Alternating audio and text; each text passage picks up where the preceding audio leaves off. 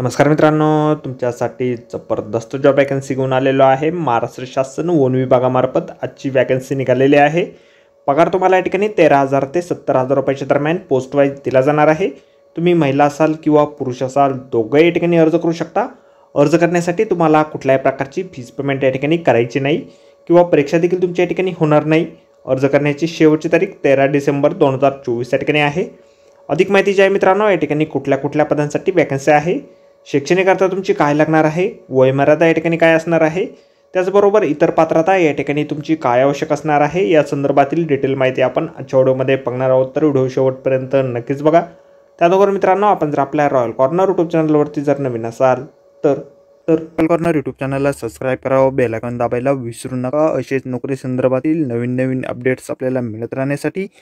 तर सुरू करूया मित्रांनो आजचा व्हिडिओ। तर मित्रांनो, आपण आलेलो आहे महाराष्ट्र शासन वन विभाग यांच्या मार्फत जे ऑफिशियल नोटिफिकेशन निघालेलं आहे वॅकन्सीच्या संदर्भामध्ये, त्यावरती आपण आलेलो आहे। तर स्टेप बाय स्टेप सर्व काही माहिती आपण या ठिकाणी बघणार आहोत। तर मित्रांनो, या ठिकाणी सगळ्यात पहिली जी वॅकन्सी आहे वेटरनरी ऑफिसर म्हणजेच पशुवैद्यकीय अधिकारी या पदासाठी आहे। एक वॅकन्सी या पदासाठी निघालेली आहे। 60,000 रुपये प्लस तुम्हाला 10,000 रुपये प्रति महिना प्रवास भत्ता या पदासाठी दिला जाईल। या पदासाठी शैक्षणिक अर्हता जे आहे स्नातकोत्तर मान्यताप्राप्त विद्यापीठातून 60% गुणासहित पदव्युत्तर पदवी तुमच्याकडे असणं आवश्यक आहे। वन्यजीव विषयासह पदव्युत्तर पदवी तुमच्याकडे असणं आवश्यक आहे।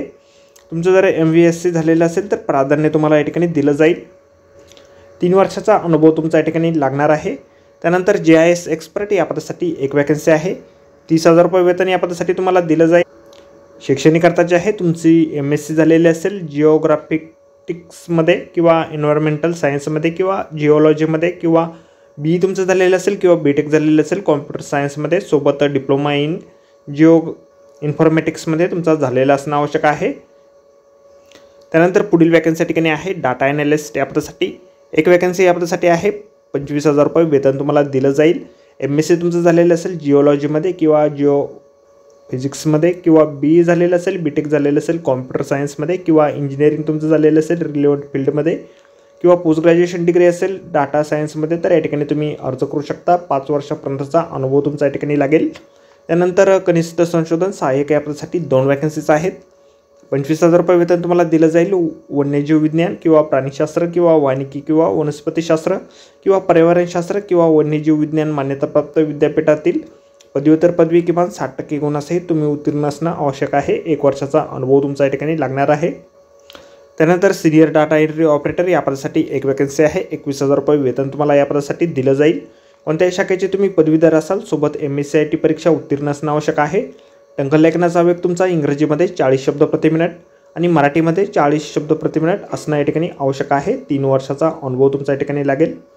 त्यानंतर पुढील वॅकन्सी या ठिकाणी आहे सोलर टेक्निशियन या पदासाठी एक वॅकन्सी या पदासाठी आहे। 20,000 रुपये इतके वेतन दरमहा तुम्हाला दिलं जाईल। 10वी पास तुम्ही असाल, इलेक्ट्रिक विषयात ITI तुमचं झालेलं असेल, 60% गुणासहित तुम्ही उत्तीर्ण असाल किंवा डिप्लोमा तुमचं झालेलं असेल तर या ठिकाणी तुम्हाला प्राधान्य दिलं जाणार आहे। 1 वर्षाचा अनुभव तुमचा या ठिकाणी असणं आवश्यक आहे। त्यानंतर निसर्ग अनुभव प्रकल्पाकरिता एक वॅकन्सी या ठिकाणी आहे। 25,000 रुपये तुम्हाला प्लस 5,000 रुपये प्रतिमा प्रवास भत्ता या ठिकाणी दिला जाईल।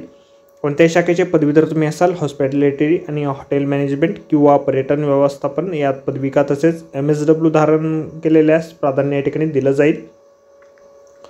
त्यानंतर पुढील वॅकन्सी या ठिकाणी आहे जल प्रकल्प मदतनीस या पदासाठी एक वॅकन्सी या पदासाठी आहे। 13,000 रुपये वेतन तुम्हाला दिलं जाईल। 10वी उत्तीर्ण जर तुम्ही असाल आणि पर्यावरणपूरक प्रकल्पाचा अनुभव असल्यास तुम्हाला या ठिकाणी प्राधान्य दिलं जाणार आहे। या ठिकाणी निवड जी आहे तुमची मुलाखतीच्या माध्यमातून डायरेक्टली केली जाणार आहे। तुमची मुलाखत जी आहे पशुवैद्यकीय अधिकारी, GIS तज्ज्ञ, डाटा एंट्री ऑपरेटर आणि इतर सर्व पदांसाठी दिनांक 13/12/2024 रोजी शुक्रवारी तुमची मुलाखत जी आहे हरिसिंग वन सभागृह सेमिनार हिल्स नागपूर या ठिकाणी घेतली जाणार आहे। त्याच दिवशी तुमची कागदपत्र तपासणी आणि मुलाखत घेतली जाईल।